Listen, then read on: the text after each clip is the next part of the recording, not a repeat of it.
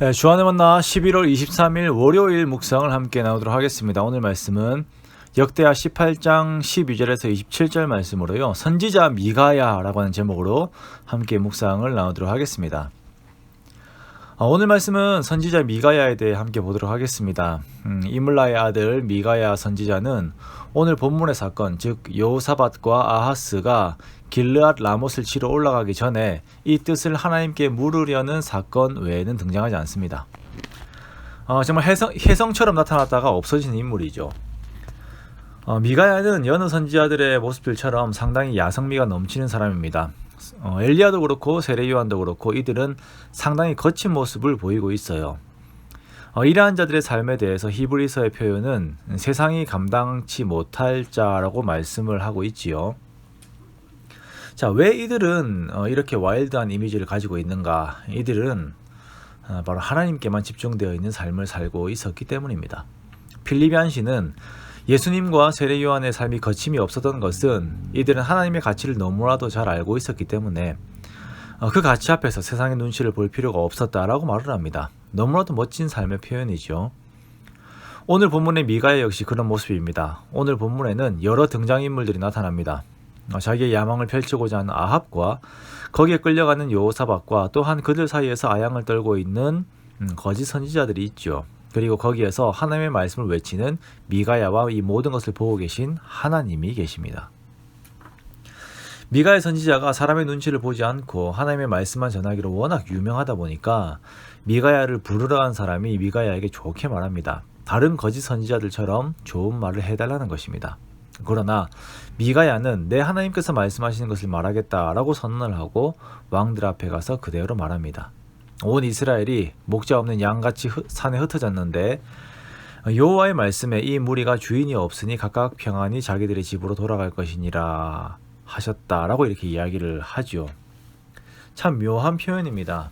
이스라엘이 목자 없는 양과 같이 된다는 것은 왕을 잃는다는 의미입니다. 그런데 왕이 죽어서 전쟁이 그쳐 오히려 군사들은 평안하게 자기 집으로 돌아가게 된다는 것이죠. 조롱이 섞여있는 아주 무서운 메시지가 전달이 됩니다. 이 예언을 들은 아합은 또 화를 냅니다. 역시나 저 선지자는 나에게 좋은 소리를 하지 않는다는 것이죠. 이에 미가야가 하늘의 상황들을 또 설명을 해요. 하나님께서 누가 아합을 깨워서 길르앗 라못으로 올라가서 죽게 할까라고 했는데 한 영이 나와서 거짓 선지자들의 입에서 거짓이 나와서 왕에게 재앙이 임하게 하겠다라고 하였다는 것입니다. 자, 이 메시지를 듣다 이번에는 거짓 선지자 시드기야가 나와서 미가야의 뺨을 때리며 자기에게 있었던 여호와 영이 어디로 가서 내게 말씀을 했냐라고 이렇게 이야기하면서 조롱하고 핍박을 해요. 이러한 상황 가운데서 미가야는 이 메시지들이 반드시 이루어질 것이라는 것을 강조하면서 결국은 끌려가 갇히게 됩니다. 자, 그리고 여호사밧은 이 모습을 그냥 지켜보고 있는 것이죠. 참 그런데도 안타까운 것은 미가야의 이러한 예언이 있었음에도 불구하고 여호사밧은 아합의 뒤를 따라가서 출전을 하게 됩니다. 자, 이러한 사건이 일어나고 있는 상황에서 하나님의 눈은 누구를 바라보고 계실까요? 누구를 응원하고 계실까요? 누구에게 가장 마음을 많이 쓰고 계실까요? 이 세상에서 힘을 가진 왕들일까요? 아니면 있는 힘을 다해서 하나님의 말씀을 대변하고 있는 선지자 미가야일까요? 그렇죠, 미가야입니다. 다시 말해 나에게 이러한 상황들이 올 때에 나는 어떤 삶을 택할 것인가 라는 것을 여기에 나온 인물들을 통하여서 나 자신에게 물어보게 되는 것입니다. 사랑하는 성도 여러분, 우리는 하나님께 집중된, 하나님께 매료된 삶을 살아야 합니다. 이것이 믿음의 삶입니다.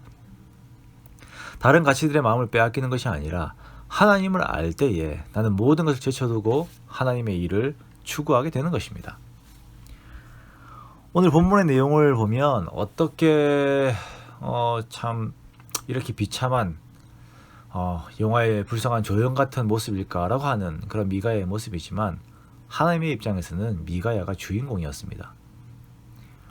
우리가 그런 삶을 살기 원합니다. 사람들에게 인정받는데 온 마음을 빼앗기는 것이 아니라 하나님의 마음을 얻기 위해서 내 모든 열정을 쏟는 그런 삶을 살기 원합니다.